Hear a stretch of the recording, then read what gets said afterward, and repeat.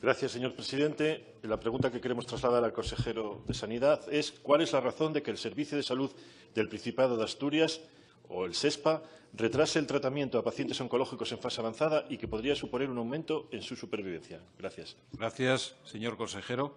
Tiene la palabra. Señoría, ningún paciente oncológico que precise tratamiento farmacológico y esté indicado espera en nuestro sistema sanitario. No es la primera vez que usted alude o pone en duda la eficacia y diligencia de los tratamientos oncológicos en nuestra comunidad autónoma. Tampoco, evidentemente, es el primer diputado que lo hace. Ni siquiera en este caso es usted original, aunque su caso contiene un agravante que me va a permitir que destaque aquí. Usted es médico y además médico de la sanidad pública. En ambos casos hay otra coincidencia. Los que lo que hacen tratan de obtener rédito político aún a costa de dinamitar uno de los grandes valores del sistema no nos gusta a nadie, ni a los profesionales, ni a los pacientes, ni a la inmensa mayoría de la ciudadanía. Buscar ventajas partidistas a costa de la salud, de la curación, de la esperanza de las personas frágiles y de sus familiares no suele ser muy apropiado. Prefiero no calificarlo, pero es evidente que traer a este Parlamento decisiones clínicas es una barrera que no creo que usted no ha debido de traspasar. Cada día, en el sistema sanitario asturiano, se ponen más de 200 tratamientos oncológicos. Esperaré a que me refiera a cuál de ellos se refiere su pregunta. Como usted comprenderá, evidentemente no me los conozco todos. Gracias, señor consejero. Señor Suárez, tiene la palabra. Como diría que, señor consejero, me alegro que me dé esa respuesta. Señor consejero, tenemos un problema serio. O bien tiene usted un equipo que le engaña hábilmente y es usted un desinformado y, por lo tanto, un incompetente, o bien miente usted a sabiendas de que lo que dice no es cierto. Sería usted, entonces, un acomodador de la verdad, o sea, un mentiroso en versión políticamente correcta. Analicemos, entonces, estas opciones y ver qué alternativa aplicamos. Primero, ha de saber usted que los hechos probados y demostrados no son tal y como usted dice. No existe ningún relato real en lo que usted dice. En el área 3, en diciembre de 2016, 2 pacientes recibivaron de su carcinoma de colon metastásico. Las alternativas terapéuticas que les quedaban fueron valoradas por sendas oncólogas y se reducían a 2 opciones, o administrar un fármaco de eficacia limitada, demostrada y conocida, el Reforafenib, pero de gran toxicidad y difícil manejo clínicamente hablando, y que había sido ya evaluado por la Comisión del Uso Racional del Medicamento, a partir de ahora CURM, en enero de 2016 y había recomendado no incluirlo en la guía farmacoterapéutica del Principado, limitando su uso solamente a casos muy especiales y con una previa valoración por cada médico individualmente. O bien, la otra alternativa que tenían estos 2 pacientes era administrar un nuevo fármaco que en ese momento estaba pendiente de aprobación inmediata por la Asociación Española del Medicamento, vamos a llamarlo AEMS, o AEM, que el medicamento se llamaba la trifluoradina triperadil, o Lonsurf, para entendernos todos, y sobre el que esta agencia nacional ya se había pronunciado previamente en un informe técnico como un fármaco similar al previo, que habíamos dicho antes, en eficacia, pero con un perfil de seguridad mucho más manejable. El informe se había publicado en noviembre de 2016, previo a la comercialización, y puede leerse en la página web de la AEMS, que supongo que ya usted conoce y no voy a darle, por supuesto. Pues bien, en enero por fin se aprueba la comercialización por parte de la AEMS de dicho fármaco y las facultativas solicitan la medicación por vía de urgencia a la Administración SESPA y a la CURM.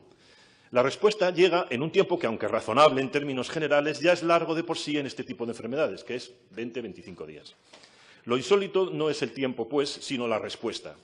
A una de las oncólogas se le niega la medicación, sin motivarlo, digamos, ni razonadamente. Pero todavía peor con el otro paciente. No dice ni que sí ni que no, sino que la demora se va a producir porque tienen que consultarlo y hacer una reunión formal de la CURM para decidir la inclusión o no en la guía del fármaco en el Principado. No solo se reunió la CURM, sino que también el fármaco tuvo que pasar a ser valorado por el SEMAI, Sección de Medicamentos de Alto Impacto, que solicitó a su vez un informe adicional a un comité de expertos oncólogos sobre el asunto. Total, ya estamos con todos estos informes y nos ponemos en abril, cuando el fármaco había sido solicitado en enero. Como poco, ya van, por lo tanto, 3 meses desde la petición. Pero es que a finales de abril se informa verbalmente a las facultativas de que el fármaco no va a ser incluido y, por lo tanto, no van a administrarlo, teniendo que conformarse con la alternativa primera que habíamos llamado, más tóxica, el Reforafenib. Se recurre entonces a la movilización por todos los medios disponibles y estos pacientes recaban ayuda en todo aquello que tienen a mano, entre ellos el diputado que les habla. Y así llega la información a mi persona. Justo al registrar la pregunta en este medio y al ir a recabar personalmente la información al centro correspondiente, se responde desde la gerencia del área 3 y ésta decide, con un criterio mucho más cercano a la prudencia clínica y encomiable, por lo tanto, que la expresada por la CURM, que el criterio de los profesionales que atienden al paciente está suficientemente informado y razonado, que el fármaco está aprobado a nivel nacional y decide asumir su correspondiente prescripción y su administración. Han pasado 4 meses y les recuerdo que hablamos de algunos enfermos con enfermedad tumoral en estadio 4. Primera conclusión. El señor consejero puede estar contento de que no estemos hablando de fallecimientos, que mediáticamente siempre es muy desagradable. Pero no es gracias esto al buen hacer de la Administración, sino a buena fortuna de los pacientes que supieron mover los medios adecuados y a la perseverancia de sus médicos. Como diría el poeta clásico, Dios protege la inocencia. Gracias a Dios. Aquí lo que ha ocurrido es lo siguiente. Se ha producido el bloqueo de la prescripción hasta que la CURM decida. Bloqueo del que ya se habló aquí en la Junta General, efectivamente, lo ha recordado usted, el año pasado. Lo recuerda por lo que veo y casualmente usted dio la misma respuesta que está dando hoy. Y fue la misma respuesta a su vez que dio en el caso de los tratamientos a los pacientes con esclerosis múltiple. Las mismas respuestas en los 3 casos, en casos muy similares. Casualidad, seguro.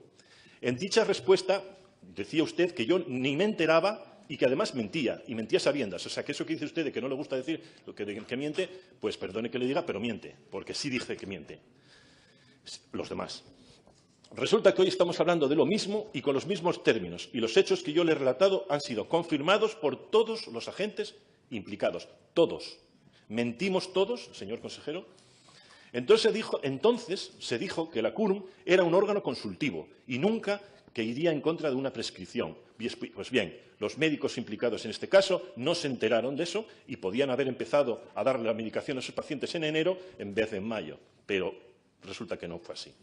Tercero, incluso pensando que la CURM sea un órgano consultivo cuyos informes sean tan excelsos que superan a los del propio Ministerio y la asociación, la AEM, es un órgano lento. Y lo que digo es peor, su lentitud no discrimina, porque no es lo mismo medicamentos para enfermedades crónicas que para tratar enfermos con esperanza de vida ya de por sí corta.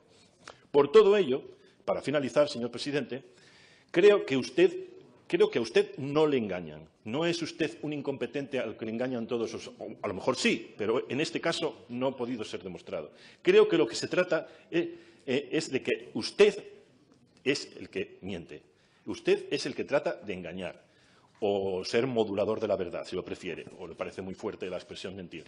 Le recuerdo que en esas ocasiones mencionadas usted me acusó, sin pruebas, de mentiroso. Dijo que mentía a sabiendas y lo repitió varias veces. Y sí, además fueron en 3 ocasiones, pero es que en cada ocasión lo dijo 2 veces. Y siendo esto así, le convierte a usted entonces en un consejero que miente. ¿Merecemos los asturianos un consejero que miente?